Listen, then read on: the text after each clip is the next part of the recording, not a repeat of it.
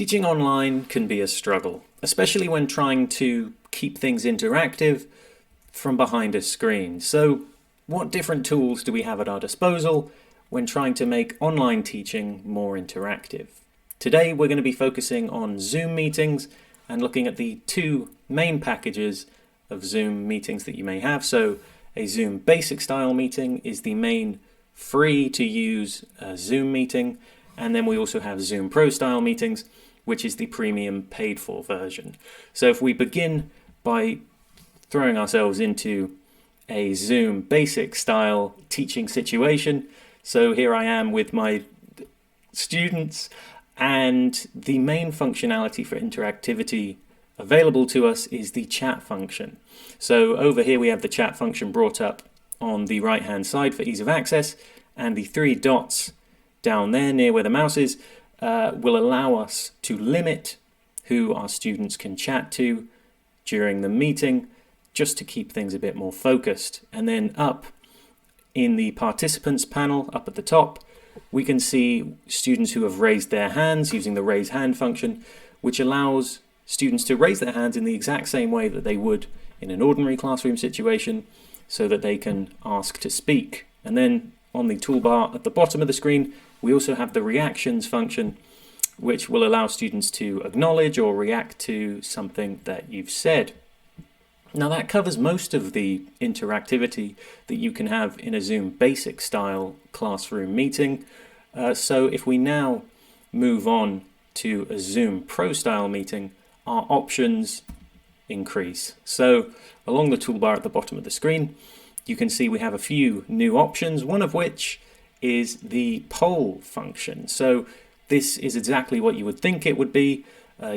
Going into the poll function allows us to create a poll, so you can use this for quizzing or for voting or just for any kind of classroom consensus on a particular question or topic. So if we go to add a question, that will take us to a zoom.us webpage, much like this one.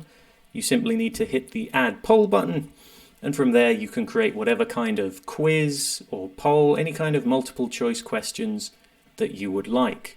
From there, hit save. And once you're ready, your poll is set up and ready to be used.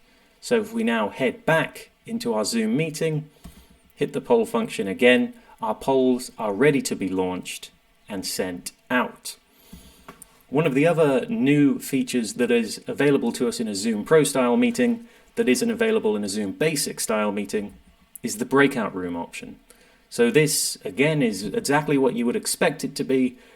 Breakout rooms allow you to split a large group into smaller groups for any kind of activity, much like you would in a classroom situation. So if we click into the breakout rooms option, we can set up as many breakout rooms as we would like, or as many as we need. And we have the option to assign students automatically to a breakout room or to assign them manually ourselves. So if we hit the Create Breakout Rooms button, we can see our rooms are here ready to have students be assigned to if we're doing it manually, or they will already be assigned if you hit the Assign Automatically option. So from here, only when you are ready to send your students out into those breakout rooms do you hit the Open All Rooms button, which will instantly send them out into those breakout rooms. And once you've done that, you have the option to jump in and out of different breakout rooms to see how everything is going. And when you're ready to bring everyone back to the main meeting, simply hit the Close All Rooms button. And so there you have it. Those are some of the ways that you can increase interactivity in your Zoom classroom meetings. So if you enjoyed this video or found it useful, be sure to check out the other videos we have available in our Teaching Virtually series.